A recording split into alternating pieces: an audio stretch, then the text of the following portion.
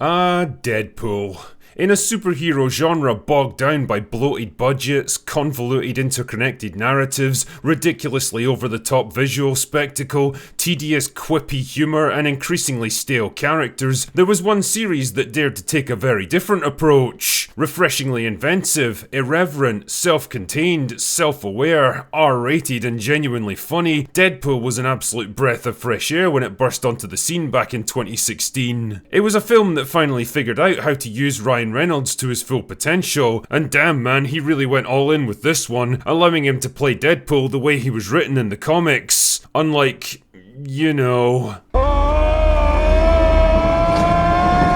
A sequel came along a couple of years later, which was... I mean, it wasn't as fresh and innovative as the first movie, and some of the jokes definitely started to wear thin after a while, but I think it mostly held up pretty well. Unfortunately, plans for a third movie were shelved after Disney did what Disney does best, bought up 20th Century Fox so they could shamelessly exploit all the IPs under its banner. Years went by and not a whole lot happened, and it began to seem less and less likely that Deadpool 3 would ever get made. Ryan Reynolds was getting older and superhero movies were rapidly falling out of favour. But then last year, in typical Ryan Reynolds fashion, he casually dropped the news that Deadpool 3 was finally going ahead, and even better, Hugh Jackman was going to be reprising his role as Wolverine. Now I have to admit, this seemed like good news at the time because it marked the cinematic culmination of the biggest bromance in Hollywood history and one of the few remaining team-ups to generate actual fan interest, but I couldn't shake the feeling that it might also be a bit of a poison chalice. Yeah, it was nice to see Hugh Jackman wearing the claws again, because for me, and probably a lot of other people, his Wolverine is kind of a throwback to a simpler, more innocent time in movie making when the superhero genre was this cool and exciting new world of boundless possibilities. But after finally figuring out how to make the character work and then giving him a fitting send-off in Logan, did we really want to risk trampling on that legacy with a goofy comedy that might well crash and burn? And could a 55-year-old Hugh Jackman really get himself back into Wolverine shape, considering he was already noticeably showing his age in Logan 6 years earlier? Also, and this is the biggie, what were the chances that we'd get to see a proper R-rated, foul-mouthed Deadpool movie within the crushingly safe, family-friendly MCU framework? Could such a thing actually happen, or would we end up with just another bland, neutered, depressingly formulaic Marvel movie that happened to be wearing a Deadpool skin suit? Well, we got our first hints about how the movie's shaping up during the Super Bowl last night with the first trailer for Deadpool and Wolverine. Yup, they really want you to know that Wolverine's going to be in this one. Anyway, I digress. So we pick up with Wade Wilson, who's enjoying a nice birthday celebration when suddenly the TVA from Loki show up.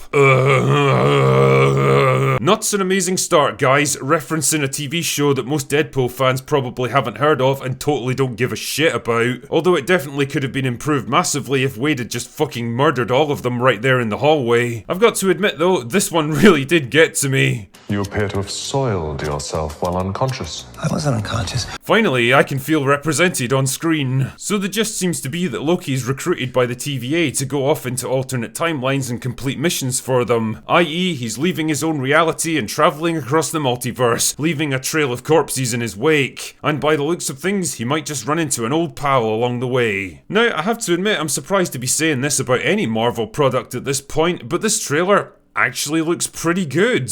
I like how it kicks off its setup with the kind of pompous, over-the-top dramatic monologue that you'd expect from Marvel trailers, only to switch into full-on Deadpool mode the moment he shows up. There's plenty of action, plenty of blood and gore, plenty of swearing and crude jokes and self-aware humour, and a kind of tacit acknowledgement that the MCU has become stale, predictable and played out, and that a character like Deadpool is exactly what it needs to get jolted back to life. The first step towards solving a problem truly is acknowledging that it even exists, and Deadpool could be the perfect vehicle for the MCU to poke fun at itself in a way that's actually funny and entertaining, instead of whatever the fuck She-Hulk was trying to be. Now, I've spent a lot of time shitting on the multiverse concept recently, because whatever the potential it might have had, it's pretty obvious that in the hands of lazy Marvel writers, it's devolved into a consequence-free sandbox where nothing matters anymore. Every character exists in a quantum state of being infinitely alive and dead, and for the most part, it's just a lame excuse to work in some cheap cameos cameos from other, better movies. And that definitely still holds true for films that at least pretend to be telling a serious story, but weirdly, I think Deadpool might be the perfect way of tackling it. Because it's not bound by the same constraints as other Marvel films, it can truly cut loose and just have fun with the concept, throwing in all kinds of weird and wonderful variations on classic characters with no real concern about long-term repercussions. If you really have to do multiverses, I guess what I'm saying is this is probably the way to do it. Now, all of that being said, I'm going to go into this with a kind of wary optimism here, because as much as this has the superficial appearance of a Deadpool movie, I'm still not entirely convinced that it's going to be allowed to play out as one. There's lots about the MCU to make fun of these days, and I don't doubt that Ryan Reynolds is very aware of the problems in the franchise, but I do have to wonder how far he'll actually be allowed to go with this one. I mean, just imagine it for a second. Disney Marvel using the convenient framing device of a fictional character to openly poke fun at their own worst tendencies. The convoluted storylines, the forgotten plot points, the MCU, the endless political pandering and tediously predictable storylines. And having the balls to acknowledge that yes, we've gone a bit too far with all this stuff, but we see that now and we're working to fix it. Yeah, I don't really see that happening either. Ultimately though, despite these misgivings, I can't say I'm too unhappy about what I've seen here. The trailer looks decent enough. The novelty of finally seeing Jackman and Reynolds reunited on screen is definitely going to be a crowd pleaser, and as one of the only high-profile superhero movies coming out this year, I think Deadpool 3 is probably going to do well at the box office, from sheer lack of competition if nothing else. Is it going to reinvigorate the tired MCU and usher in a new age of violent, edgy, R-rated superhero movies?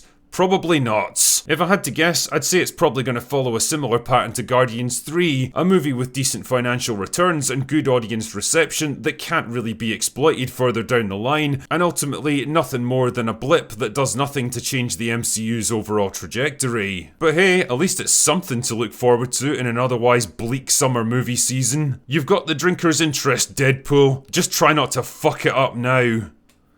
Anyway, that's all I've got for today. Go away now.